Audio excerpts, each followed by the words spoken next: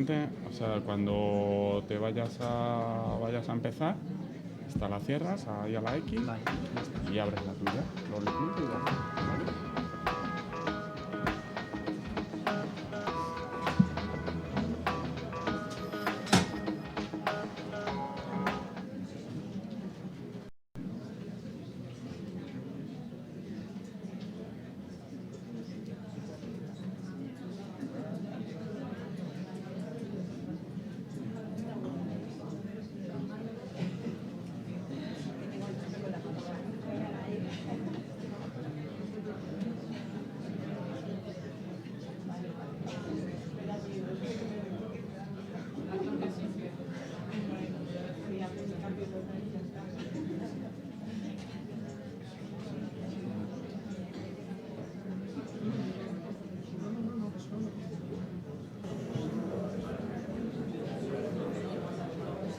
Por favor, si os vais sentando, porque vamos con mucho retraso en la mañana.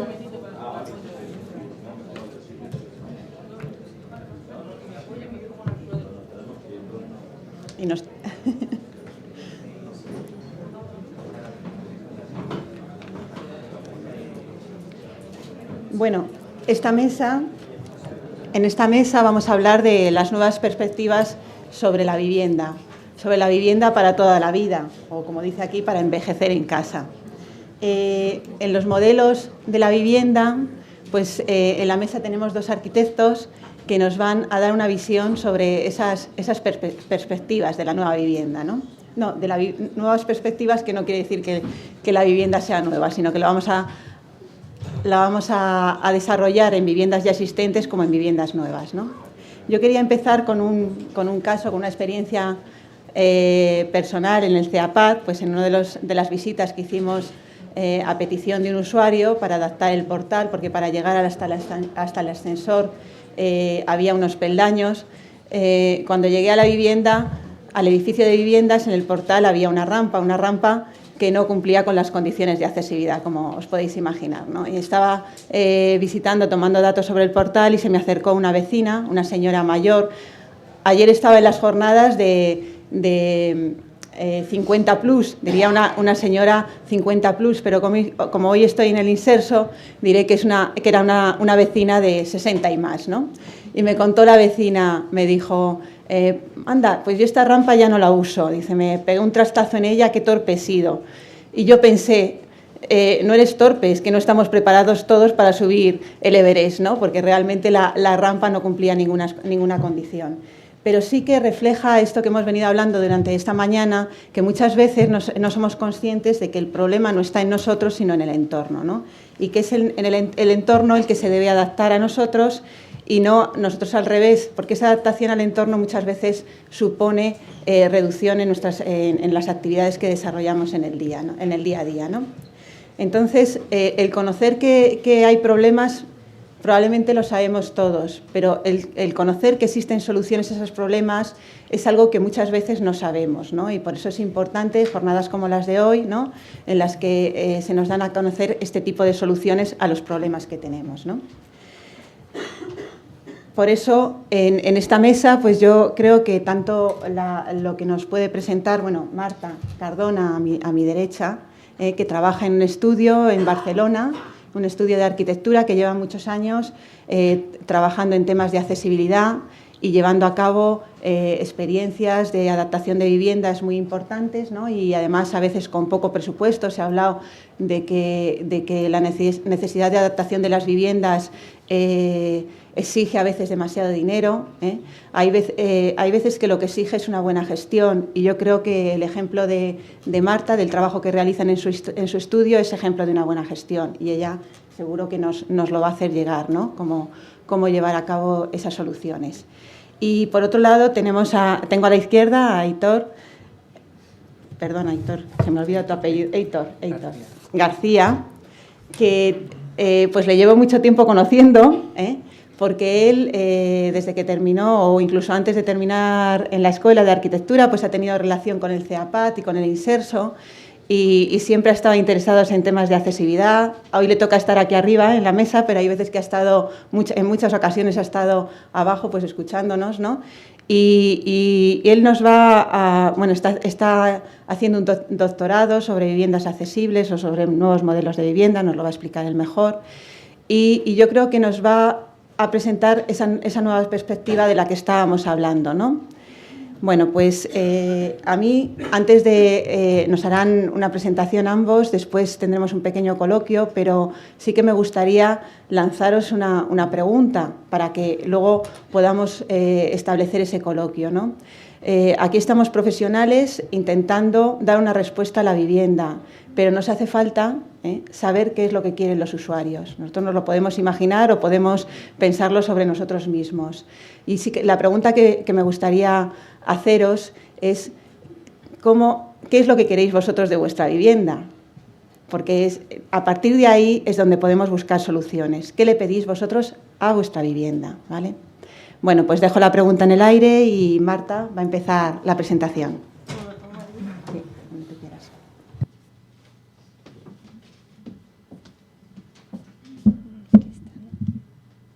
Bueno, ponemos el PowerPoint, ¿no?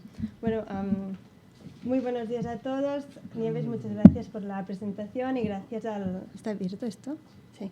Y gracias al CEAPAT y al IMSERSO por la invitación. Mi ponencia la voy a estructurar en 3 partes. Primeramente, voy a hacer una pequeña reflexión de la situación actual en relación a las personas mayores y a la vivienda, a pesar de la buena introducción que han hecho Isabel y Cristina de la situación actual. En segunda parte, me gustaría analizar una serie de ejemplos de las problemáticas más habituales que se encuentran las personas mayores en sus viviendas.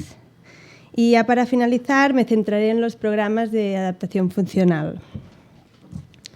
Así empezamos. Bueno, empiezo con... ¿Se ve el PowerPoint? Vale, ahora. Empiezo con esta imagen que da mucho que pensar, porque nos tendría que hacer reflexionar para nuestro futuro. Es un gráfico del Instituto Nacional de Estadística donde se puede observar que en 40 años el 30% de la población será mayor de 64 años, ya sea por la mejora de la alimentación, mejora de los servicios sanitarios, de la tecnología, de la evolución de las estructuras familiares, pero hemos alargado la esperanza de vida, o sea, hemos aumentado el volumen de la población de personas mayores. De esa manera, como hemos añadido años a la vida, ahora tenemos que buscar estrategias para añadir calidad de vida. Entonces nos encontramos frente a esa realidad, ese proceso de envejecimiento de la población y de un parque de viviendas no adaptadas a sus necesidades. El concepto de vivienda cambia con el tiempo y las barreras arquitectónicas muchas veces no son aparentes hasta que nos hacemos mayores. Y como más se envejece, más se quiere permanecer en casa.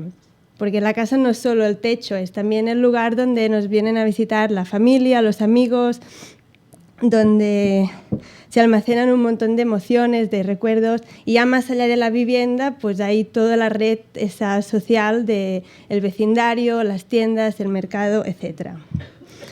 Entonces es cuando aparece esa necesidad social, poder seguir viviendo en casa con el máximo de autonomía alcanzable, procurando la máxima seguridad posible y facilitando la vida cotidiana de las personas mayores y sus cuidadores, con el máximo nivel de confort. Y aquí, entre otros, aparecen nuevos retos. Uno, proyectar y ejecutar obras de reforma y rehabilitación, y a esto sumarle que además de residencias se tiene que apostar para adaptar nuestras viviendas, porque al final no vamos a caber todos en una residencia. Y, por otra parte, los programas de adaptación en los que yo me voy a centrar en el tercer punto.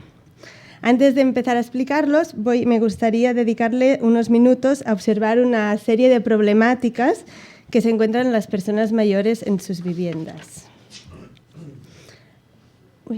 Aquí. Bueno, aquí aparecen 3 imágenes. Esto es el acceso a la vivienda. ¿Cuáles son las problemáticas típicas? Pues las escaleras, peldaños que hay en el acceso que dificultan la entrada y la salida a la vivienda, puertas con peso excesivo o tiradores poco funcionales, después rampas, muchas veces colocadas posteriormente, pero con un pendiente excesivo, deslizantes o sin pasamanos, tal y como explicaba Nieves en el ejemplo anterior, y del diseño y ubicación de elementos, como por ejemplo los buzones, que como se puede apreciar en esa foto están en un sitio peligroso, en el medio de las escaleras, u otro ejemplo serían los interfonos, que a veces están colocados demasiado altos o con los números pequeños, o a veces ahora han salido estos más codificados que son poco intuitivos y muy difícil para utilizar para las personas mayores. Dentro de la vivienda pues nos encontramos con pasillos estrechos que dificultan el desplazamiento para personas que usan andador o que van con silla de ruedas, dificultan el giro para entrar en otro espacio. Y aquí también podríamos hablar de las puertas, que la anchura de las puertas y sobre todo en los baños es demasiado estrecha. Otra problemática son peldaños y pequeños desniveles en el interior de la vivienda o, por ejemplo, habitualmente en la salida a la terraza o el travesaño de la carpintería, etc. Y también otro ejemplo, la carencia de espacio entre elementos fijos de la cocina o el baño. A menudo los sanitarios están colocados de tal manera que no permiten una maniobra cómoda. Espera. Y entrando ya en más detalles, pues por ejemplo los sanitarios poco útiles, como es la bañera en la que actualmente muchas personas mayores ya no pueden acceder, o platos de ducha con un peldaño excesivo, o inodoros demasiado bajos que dificultan en el momento de alzarse, o lavabos con pie que impiden el aproximamiento frontal con una silla de ruedas, etc. Todavía más en detalle, mecanismos inadecuados como en las puertas, los pomos son muy difíciles de manipular para una persona con poca habilidad o con poca fuerza. Y hablando en el mismo concepto, los grifos de la ducha o del lavabo, los cuales los que son de rosca son muy difíciles para graduar la temperatura y el caudal. Y otro ejemplo también muy típico es el almacenamiento. En la cocina el almacenamiento cada vez se hace más limitado. Primero porque obviamente una persona mayor ya no se puede subir a un taburete para llegar a los estantes más altos. Y en segundo lugar, una persona usuaria de silla de ruedas le queda muy limitado a partir de una cierta altura. Es decir, que vemos que el parque de viviendas actual no está preparado para personas mayores, es decir, que no está preparado para nuestro futuro. Y es por eso que se generan esos nuevos retos, como son los programas de adaptación de viviendas para personas mayores. Estos programas que ahora vamos a hablar tienen que tener en cuenta las características de esas personas. Muchas veces personas con una evolución rápida de la discapacidad, o sea, no se pueden esperar. O con la dificultad de asumir nuevos cambios, de incorporar nuevos hábitos, como la tecnología, aunque hay mucha tecnología ya adaptada para gente mayor, pero todo se tiene que tener en cuenta. Y esto sin olvidar que mayoritariamente son personas con escasos recursos económicos y que tienen dificultades para pedir presupuestos o para tramitar licencias, por ejemplo. Nosotros, con el Despacho de Arquitectura y Accesibilidad, y estamos participando en varios programas de adaptación funcional. A nivel privado, pues participamos con el CVI, el Centro de Vida Independiente, que es un espacio real para hacer valoraciones, con un equipo multidisciplinario, con el fin de mejorar la autonomía de las personas. Y así se realizan visitas de evaluación y prescripción de la vivienda, ya sea para hacer obras o productos de apoyo.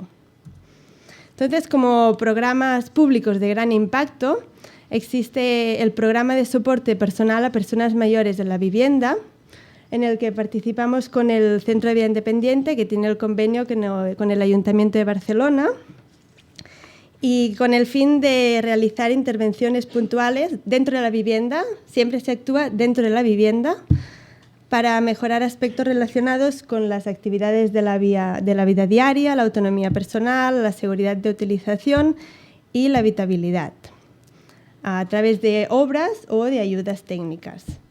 El año pasado se realizaron 900 intervenciones y este año estamos acabando el programa con 600 intervenciones. Otro programa a gran escala es el que estamos realizando junto con Vía Libre Grupo Fundosa, el de la Diputación de Barcelona, el programa de arreglo de viviendas para personas mayores, el cual el año 2009-2010 realizamos 1.650 intervenciones y este año estamos empezando a realizar 1.150 intervenciones hasta finales del 2013. Este proyecto tiene como fin facilitar reformas básicas a partir de reparaciones, obras no estructurales y la suministración de productos de apoyo para mejorar las condiciones de accesibilidad, seguridad, higiene y habitabilidad. Entonces, para poner en marcha un proyecto de esa magnitud, es decir, me refiero a 1.500 intervenciones, que significa en 1.500 lugares distintos, con 1.500 usuarios distintos, con aproximadamente 80 municipios distintos, con una organización administrativa distinta y con más o menos 10 trámites por intervención. Es sin duda necesaria establecer una sistematización del proceso como herramienta fundamental del trabajo y necesario. Yo voy a explicar un poco la metodología general que aplicamos para realizarlos con éxito. Primero definimos el equipo que participa. Pues hay el usuario, el sociosanitario, el arquitecto y el constructor. El usuario es la persona beneficiaria detectada por servicios sociales para que pueda vivir el máximo tiempo en su casa con las mejores condiciones de seguridad, autonomía y confort. El sociosanitario es el profesional que valora las necesidades del usuario según su nivel de motricidad, dependencia y autonomía para realizar las actividades de la vida diaria. El arquitecto es el profesional que valora, según las necesidades descritas por el sociosanitario, valora y propone la obra a realizar y además es el responsable del seguimiento técnico. Y el constructor es el profesional que valora la viabilidad constructiva de la obra. Vamos al proceso. En todos estos proyectos hay el mismo proceso. Primero, una visita de prescripción, donde participan estos 4 agentes, el usuario, el sociosanitario, el arquitecto y el constructor. El mismo día, la misma visita, los 4 agentes. ¿Qué es esa visita? A modo gráfico, la visita de prescripción es un usuario tiene unas necesidades y a partir de estas necesidades se hace una propuesta. Por ejemplo, una persona ambulante tiene la necesidad de tener unos puntos de apoyo. Pues a partir de aquí se estudiaría la colocación de pasamanos en el pasillo, a modo gráfico.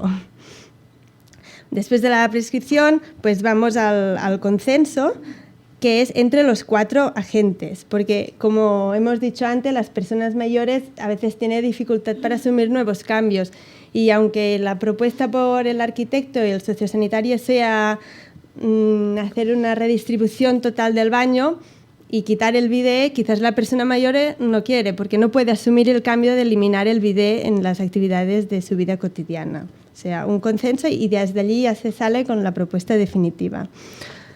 Por otra parte, el mismo día el constructor ya pide el material por tal de agilizar al máximo el proceso, porque normalmente utilizamos platos de duchas de resina, los cuales nos lo hacen a medida y por no retrasarnos más.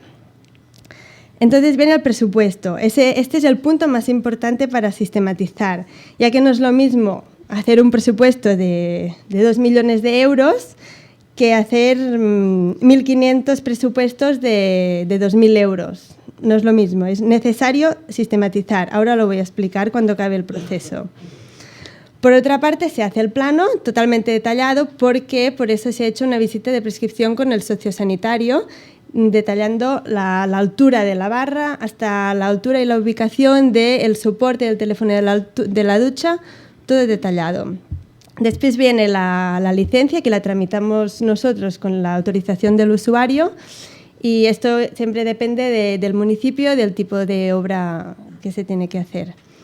Una vez está todo preparado, viene la ejecución, en la que se intenta que sea en un día máximo 2, para el beneficio tanto del usuario como del constructor. Del usuario para crear las mínimas molestias, porque a las personas mayores no les gusta tener muchos días la casa llena de obras, y para el constructor para una optimización de recursos y de tiempo. Una vez hecha la ejecución, vamos a validarlo otra vez todos los agentes para ver que la obra está bien ejecutada según proyecto y para enseñar cómo funcionan todos los productos de apoyo. Y después la valoración del usuario. Vamos a la fase del presupuesto. Pues para garantizar una eficiencia y eficacia de las actuaciones con obra, se requiere una sistematización y optimización de las soluciones constructivas y de los equipos a colocar. Por eso, para hacer 1000 presupuestos se tiene que conceptualizar. En primer lugar, la columna de colores, se definen las principales actividades susceptibles a mejora funcional, según el lugar. Por ejemplo, en el baño hay las actividades de higiene corporal, uso del váter o uso del lavabo. En la cocina hay las actividades de cocinar y uso del fregadero. Y en generales, pues habría la actividad de movilidad. En segundo lugar, esas actividades generan unas actuaciones constructivas.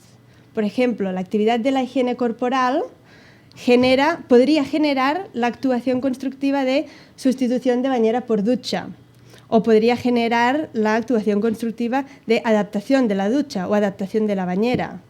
La actividad de movilidad podría generar la actuación constructiva de una ampliación de puerta o de una eliminación de peldaño, y así con cada actividad. Entonces, detallando un poco más, estas actuaciones requieren una serie de partidas de obra que se agrupan en 5 capítulos: de obra, de instalaciones, complementos de uso, eliminación de obstáculos y colocación de ayudas técnicas. Todo este proceso es necesario y facilita la prescripción del técnico, permite abaratir costes, reduce el tiempo de intervención y garantiza la solución constructiva. A modo ilustrativo, esto es una parte del capítulo de obra donde se definen, por ejemplo, 6 modelos de váter, de inodoro, según su altura, para adaptarse a las necesidades específicas del usuario, porque tenemos que recordar que son obras de adaptaciones personalizadas. Entonces, pues escogimos el váter desde 38 centímetros hasta 48. Y así se ha hecho lo mismo con los lavabos o con los grifos más funcionales a colocar. Otra metodología que también utilizamos son esto que le llamamos los packs, ¿no? Es de que de una actuación principal, como puede ser la sustitución de bañera por ducha, vienen unas actuaciones complementarias susceptibles de realizar, como por ejemplo sería los cambios de grifo, una colocación de asiento o de asidero o de barras. Estos packs lo que hacen es sirven para unificar los criterios entre todos los técnicos que participamos y para garantizar la solución más adecuada. Estos packs los hemos realizado por cada una de las actuaciones. ¿Cuál es la principal? ¿Cuáles son las susceptibles complementarias? ¿Y cuándo es recomendable? Bueno, y esto solo es para hacer el comentario de que con 1500 intervenciones es imprescindible un seguimiento de los expedientes, porque estamos trabajando con personas mayores que están esperando esta obra y desde el día de la prescripción hasta el día de la validación se intenta que no pase más de un mes. Bueno, ahora vamos a ver cuáles son la tipología de intervenciones que realizamos. Bueno, aquí hay la primera y la que yo siempre digo que es la actuación estrella, que es la que se hace más, es la sustitución de bañera por plato de ducha a nivel de suelo, ya sea con plato prefabricado o con suelo antideslizante, diferentes tipos de paramentos, etc. Y en la otra foto, un ejemplo significativo también de cómo en un momento esa familia se instaló un jacuzzi en un baño muy grande, el cual en su momento era un lujo y después, al hacerse mayores, pues era cero funcional y tuvieron que cambiarlo por un plato de ducha. Otro ejemplo es la sustitución de ducha por ducha ras de suelo, en el que es muy funcional cuando son baños muy pequeños, solo que se tiene que garantizar que el desagüe quedará por debajo del suelo. Otros ejemplos son los cambios de distribución, en los que a veces moviendo los sanitarios se gana espacio y seguridad. Muchas veces el bidet es ¿cómo lo diría? Como el comodín para ganar espacio o para colocar el sanitario en el otro sitio. Aquí si ven el lavabo lo hemos puesto en el lugar del bidet y así hay un acceso directo al váter y no hay impedimentos para provocar caídas. Otro ejemplo son esos baños tan pequeños, todo enquivido con el polibán y que no hay espacio para moverse y que llega un momento que es imposible entrar en la ducha. Entonces ya se estudia para poner un lavabo más pequeño, el váter suspendido y un suelo ducha, un suelo sanitario. Sustituciones de inodoros, a veces demasiado bajos, que les es verdaderamente dificultoso levantarse, pues a veces lo cambiamos con una barra como ayuda. Sustitución de lavabos también más pequeños para ganar espacio o sin pie para permitir esa aproximación frontal con la silla de ruedas. Sustitución de espejos, estos espejos típicos de las viviendas de las personas mayores, ¿no? Los ROMI creo que se llaman, son funcionales hasta el día que la persona tiene que utilizar el lavabo sentado, porque es importante verse en el espejo, es parte de la dignidad y poder lavarse. Otro ejemplo también típico, la ampliación de puertas para permitir el acceso con silla de ruedas, sobre todo en los baños, que a menudo son las más pequeñas de la casa, a veces son de 50 o 60 centímetros. Cambio de giro de puerta batiente, otro ejemplo, en el baño, cambiar el giro de la puerta gana muchísimo espacio y elimina el peligro de que en caso de caída no se pueda abrir la puerta. Esta foto también da un poco de miedo, ese taburete aquí en el medio, pues formación de peldaño intermedio, un peldaño de obra con una barrita y con más seguridad para salir a la terraza. Estas escaleras empinadas también dan un poco de miedo y más cuando veía a la señora bajando por ahí, pues esa colocación de pasamano realmente le ayudó muchísimo. Y sustitución de cocina de gas por cocina eléctrica vitrocerámica, también hemos cambiado algunas. Todo y que es necesario analizar bien y pensar en esto, porque a veces si se ponen esas digitales son poco intuitivas para las personas mayores y les creas otro problema. Le quitas el peligro del gas, pero le pones el problema de cómo funciona esto tan nuevo y tecnológico. Bueno, pues ¿cuál es el resultado? ¿Cuáles son las mayores intervenciones? Pues estos proyectos reflejan que el baño es indudablemente el espacio donde se focalizan las intervenciones principales. Y las actuaciones más susceptibles a realizar fueron el cambio de bañera por ducha, como repito, la actuación estrella, la eliminación del bidet, aunque hay muchas personas reacias a quitarlo porque hacen un uso continuo, la adaptación del inodoro y la ampliación de puerta. En la cocina lo que se ha hecho más ha sido sustitución de la cocina de gas por la eléctrica y en general, sobre todo, ayudas a la movilidad como colocar pasamanos, es lo que se ha hecho más. Ya como conclusión, pues que el parque de viviendas actual no está preparado para afrontar el envejecimiento de la población, que se tienen que establecer nuevos criterios de construcción para la nueva edificación, que bueno, esto Heitor creo que lo va a explicar muy bien.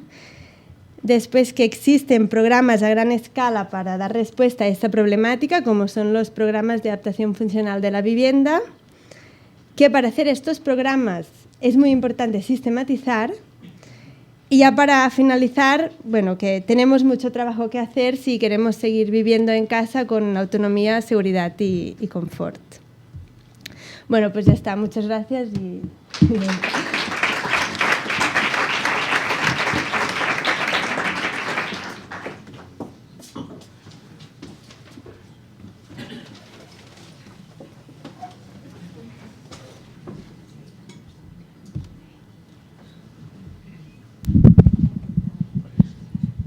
Sí, ya está, gracias. Bueno, en primer lugar yo quería agradecer al IMSERSO y en concreto al CEAPAT la oportunidad de venir a explicar algo que ha comentado Nieves y y es el tema de mi investigación. Yo estoy haciendo una tesis doctoral sobre vivienda y envejecimiento activo. Sobre vivienda porque siempre me ha interesado mucho, y sobre envejecimiento activo porque es un gran desconocido dentro de nuestra profesión y en concreto dentro de la universidad. Como anécdota les comentaré que, defendiendo el título de tesis delante de un tribunal de 8 catedráticos de proyectos de la Escuela de Madrid, la pega que me ponían era que era eso el envejecimiento activo, que ellos lo que quieren es un envejecimiento pasivo. Entonces, bueno, para que vean cómo está un poco el panorama. No sé si me puedes ponerla. Bueno, he querido titular esta intervención como Vivienda para envejecer, primero porque todos estamos ya de acuerdo en que la gente quiere seguir viviendo en su propia vivienda. Y envejecer porque es una acción, es decir, las acciones están ligadas a los modos de vida, los modos de vida están en constante cambio, a todos somos conscientes de que tradicionalmente la vivienda lo que se hacía era habitar. Actualmente el ocio forma una acción importante dentro de la vivienda, pero también lo es el trabajar, por ejemplo. Todos estos modos de vida que están cambiando están influyendo en los modos de vivienda. Por lo tanto, creo que la acción de envejecer tiene que influir también en los nuevos modelos de vivienda. Quisiera empezar haciendo una reflexión rápida sobre lo que para el debate de los arquitectos es ahora mismo el tema de la vivienda, ¿vale? Y quería hacerlo con 2 frases que están separadas unos 80 años, pero que reflejan muy bien la evolución que ha sufrido el modelo de vivienda en general.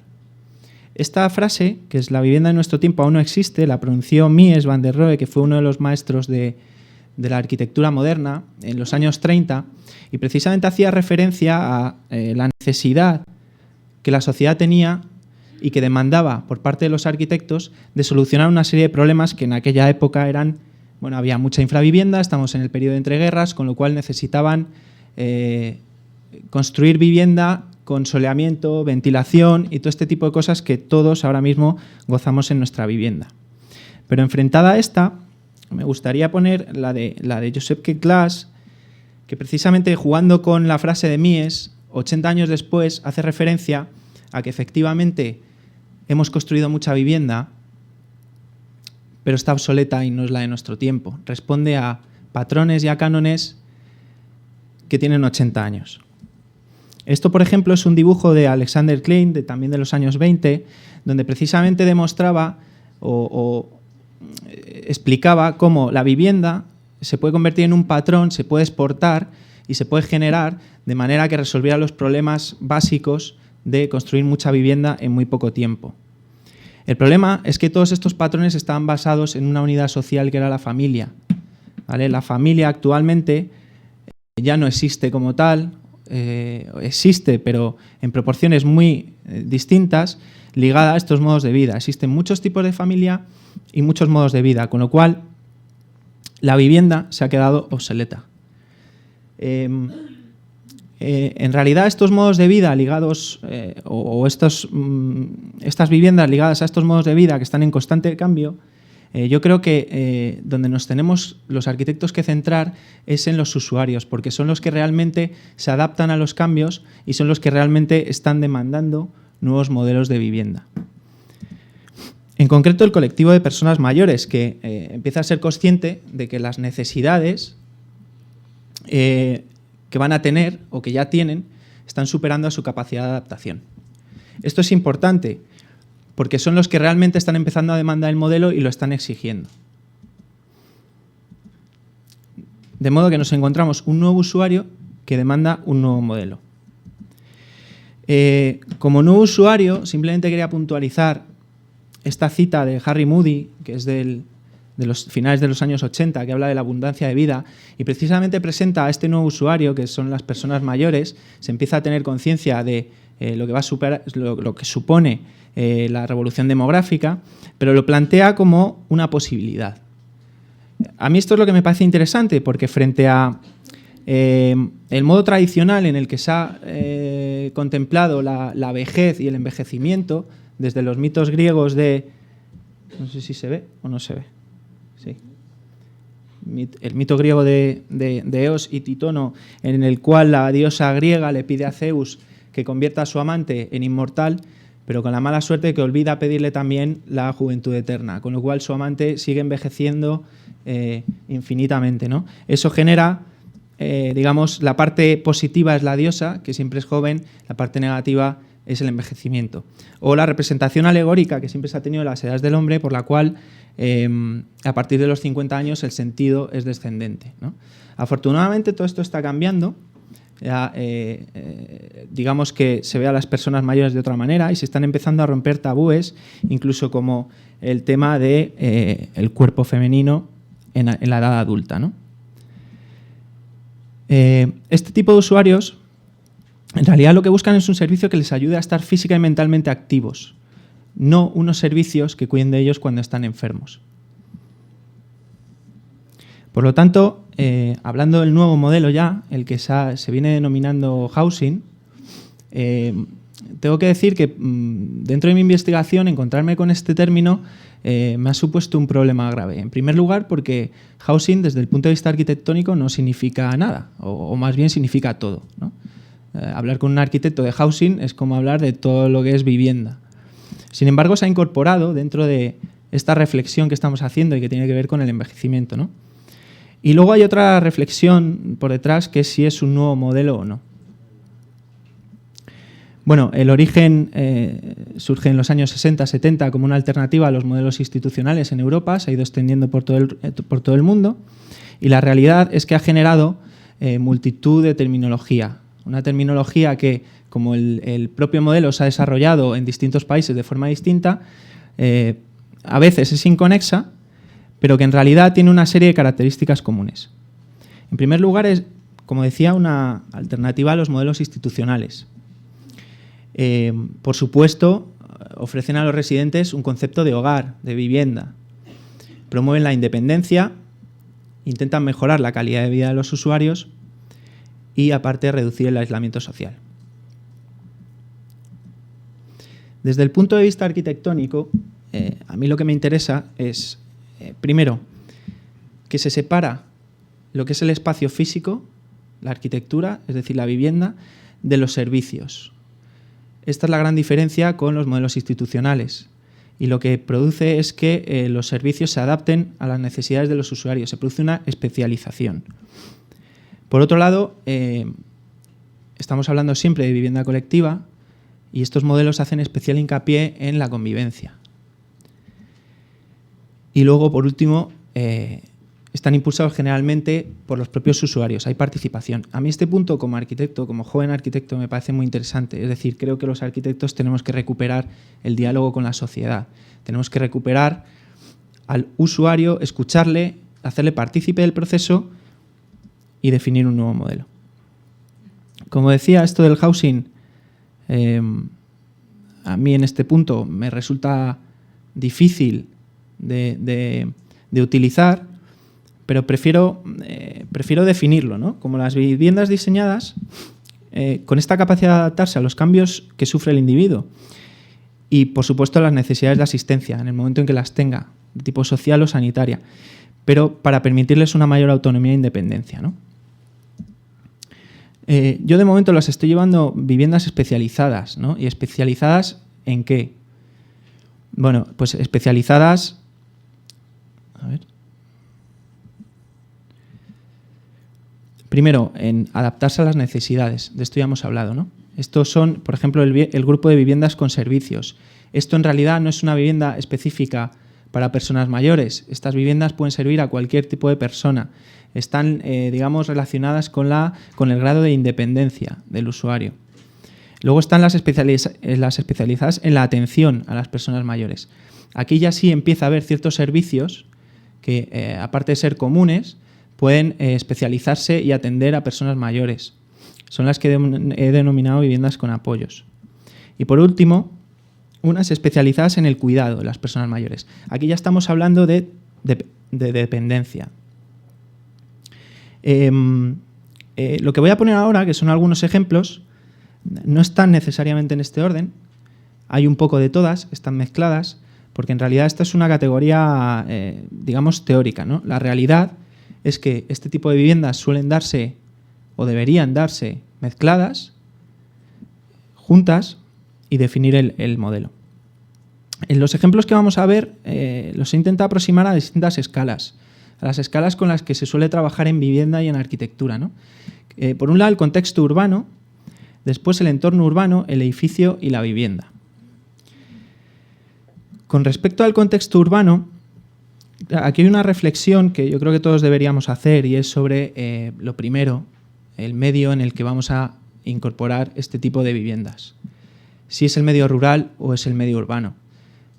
Suele ser muy común que las residencias o cualquier tipo de edificación de este tipo se implanten tanto en el medio rural como en el medio urbano sin tener en cuenta las condiciones del lugar. Esto significa que gente que siempre ha vivido en el pueblo de repente tiene que ponerse a vivir en un edificio moderno que no tiene nada que ver con el pueblo, no tiene nada que ver con él y no tiene nada que ver con su modo de vida. Esto hay que cuidarlo. Como ejemplo traigo este, es un ejemplo a mí me parece bastante interesante, son unos arquitectos portugueses que trabajan muy bien el tema del contexto. Esto en realidad es una residencia, pero está en el Algarve, en Portugal. Y aunque podemos ver un lenguaje bastante contemporáneo, de líneas rectas y demás, con las unidades habitacionales, en realidad de lo que están hablando es de esta herencia de este lugar, que son esas calles encaladas, esos edificios encalados y ese juego de luces y sombras. Parece ser que voy yo más rápido que en mi ordenador que en las... Bueno. Bien, entorno urbano, ya estamos.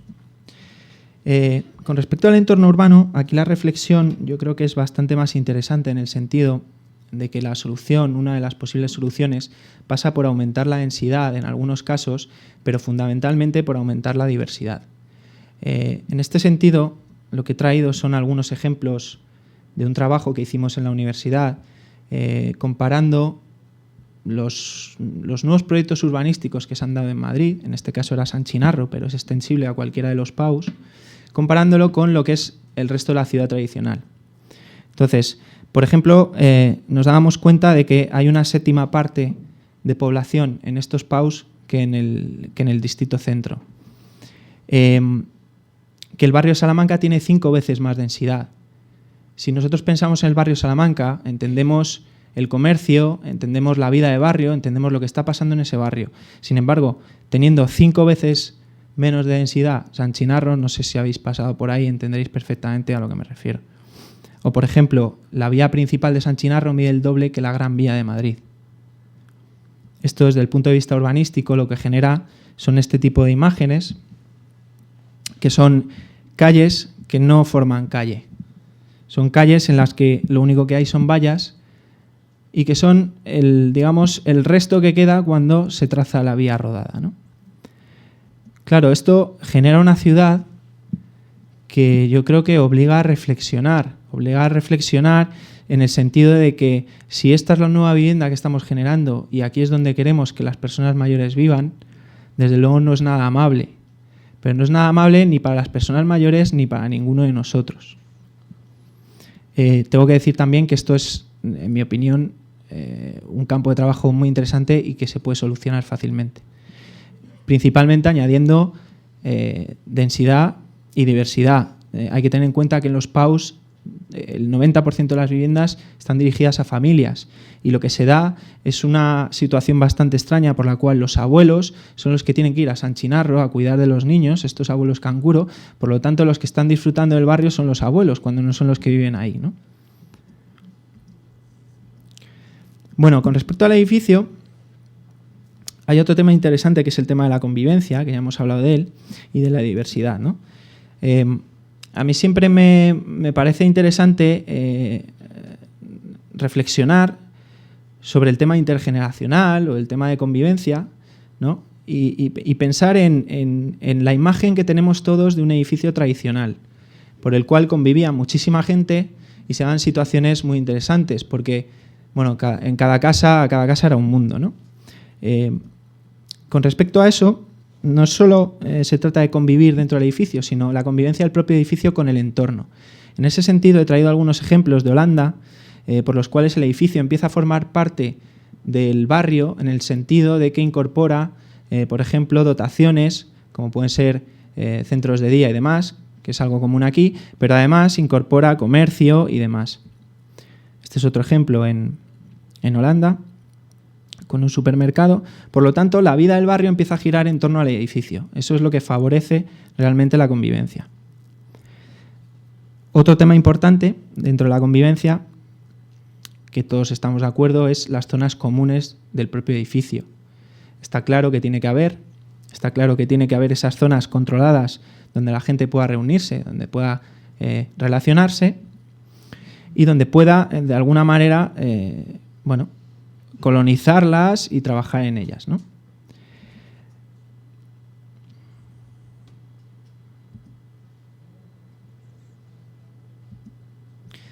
Bien, hay otro tema que a mí me interesa casi más dentro de las zonas comunes, a ver si entra aquí, que son, yo creo, en mi opinión, tenemos que favorecer los puntos de encuentro, pero casuales. Es decir, no vale con que una vivienda tenga una biblioteca o tenga un comedor. Creo que hay que favorecer, como propone este arquitecto en los años 70 ya, que la propia vivienda se pueda apropiar de la zona inmediatamente del acceso de la misma, ¿no? Esto lo que genera es que la gente casualmente se pueda encontrar, pueda charlar, pero además pueda colonizar ese espacio. Este es otro ejemplo del mismo arquitecto, en el cual el pasillo no dan las puertas directamente al pasillo, sino que se produce una especie de bolsas que luego cada persona puede colonizar y puede personalizar, que creo que es importante. A ver si entra el plano.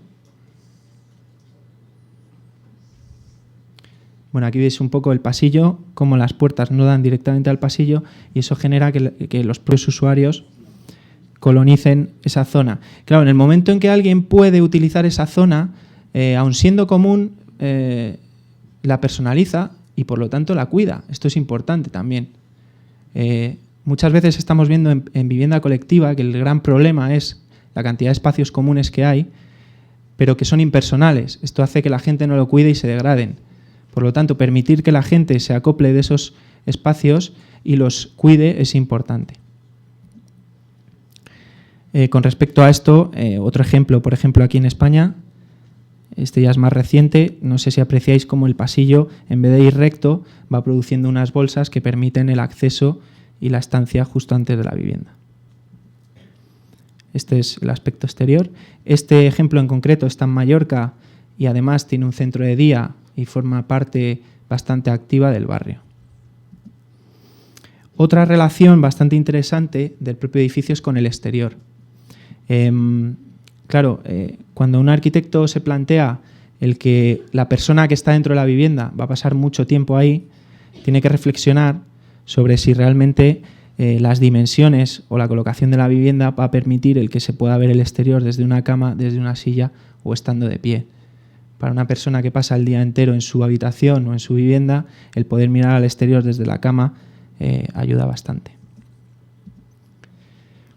Bueno, rápidamente, hablando de viviendas, voy a comentar algunos elementos que a mí me parecen bastante interesantes. Voy a empezar con estas de este arquitecto holandés que ya vengo comentando y enseñando desde hace un rato. Estas viviendas son de los años 70. Quería presentarlas primero porque el arquitecto era realmente bueno y fue el primero en trabajar con las viviendas para personas mayores y también para desmitificar esto de que son nuevos modelos, ¿vale? Nuevos modelos es como los conocemos aquí en España. Pues estos modelos tienen 40 años, se han testeado, se han comprobado y se han extendido por todo el mundo y funcionan. Entonces, suelen tener una serie de características comunes. Una es esta primera, cuentan con una especie de terraza o patio que permite, es una zona exterior pero controlada, que permite que una persona con movilidad reducida o que tiene que pasar mucho tiempo en su casa pueda salir un poco al exterior. Por otro lado, otro mecanismo que es bastante común en viviendas mínimas o viviendas de pequeño tamaño es que el dormitorio, parte del dormitorio, es un tabique móvil que permite que, desplazándolo, el dormitorio se convierta en la zona de estar. Esto para una persona que pasa muchas horas en la cama también es importante, que una habitación de 5 metros cuadrados se convierta en una de 20. Por otro lado está el tema de los accesos y las circulaciones. El hecho de que, por ejemplo, en una vivienda uno de los cónyuges tenga algún tipo de discapacidad o necesite ayuda, no significa que tenga que influenciar o influir en el modo de vida de la pareja. Entonces, este arquitecto lo que planteaba era el acceso a través de un vestíbulo que permitía una doble entrada hacia la zona pública de la vivienda, es decir, hacia el salón y la cocina, o a través del aseo al dormitorio directamente, permitiendo una privacidad bastante interesante. Este es otro ejemplo donde volvemos a ver lo mismo. A ver, la terraza y un acceso directamente a la zona pública o un acceso directamente al dormitorio. Este es un ejemplo de estos espacios que comentaba antes, exteriores pero controlados, que claro, permiten al usuario no solo tener vistas, sino disfrutar del aire, del sol, sin necesidad de salir de su casa. Con respecto al tema de la ventilación, del aire y demás, he traído este ejemplo porque me parece interesante, también es en Holanda, y precisamente lo que han trabajado es con reducir bastante el espesor de las viviendas, las han hecho muy estrechas, precisamente para favorecer la ventilación. Es decir, si hacemos un zoom a una de las viviendas, sí lo hace. Bien. Bueno, en realidad son unas viviendas que también tienen una terraza. Voy muy mal, ¿no? Vale. Bien. Bueno, simplemente quería indicar, y ahora veréis una imagen, lo fácil que es en esta vivienda que todo el espacio interior se convierta en exterior cuando entre la imagen.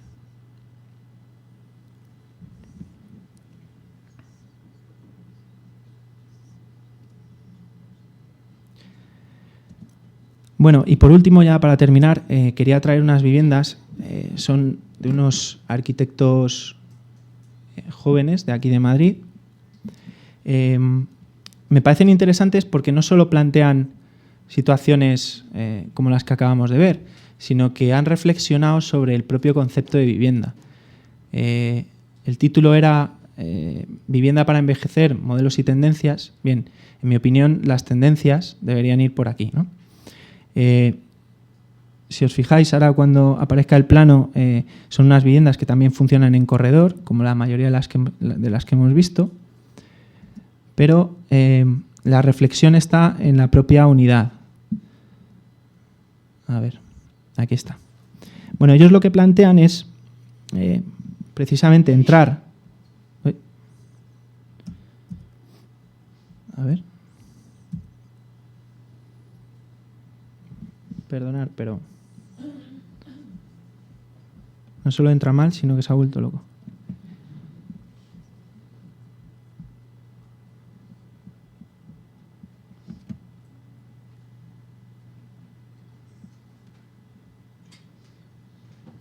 Sí. Tiempo, yo creo. Sí, déjame que termine estas, que son realmente interesantes. Perdonad, voy rápido. Bueno, simplemente son las últimas, es un problema logístico. Bien, lo que os quería explicar es que ellos lo que han hecho es diferenciar, veis ahí en la parte derecha, la zona azul oscuro, azul claro y no sé si es amarillo. Bueno, ellos plantean que eso es la unidad básica de vivienda, ¿vale? Consta de 2 dormitorios, un aseo y un salón comedor con cocina. Bien, ellos lo que plantean es esta pieza extra a modo de comodín, que es esa verde que veis en medio, que puede funcionar como acceso, pero que puede funcionar también como terraza, puede funcionar como zona de juegos para los niños, puede funcionar como una sala para ver la televisión, etc. Y que lo que hace es conectar la zona esta que veíamos de vivienda de esta otra pieza que veis a la izquierda, que también puede funcionar de manera autónoma, que es una pequeña estancia con un aseo que puede incorporar cocina. Esto, en mi opinión, funciona muy bien en el sentido de si en esta vivienda de repente alguien necesita ayuda, esta pieza de la izquierda puede funcionar de manera autónoma, de modo que se puede contratar a cualquier persona que cuide de las personas. y que tenga una vida autónoma, es decir, que pueda entrar y salir sin dar explicaciones o, bueno, que pueda tener su propia vida, ¿no? Creo que eso es bastante importante y en ese sentido creo que la tendencia debería ir para ahí. Ya está.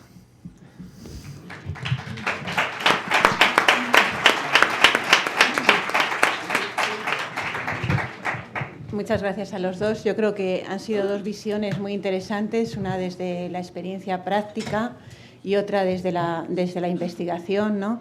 Yo creo que las dos son necesarias y yo espero pues, que vosotros sigáis con vuestro trabajo y que tú pues, puedas desarrollarlo y llevarlo a la práctica. Y venir a contárnoslo. Y venir a contárnoslo. No sé si dejarlo sin preguntas porque vamos con mucho retraso, ¿no? Y probablemente los ponentes que vengan ahora pues, también tienen derecho a su tiempo, ¿vale? Muchas gracias a todos.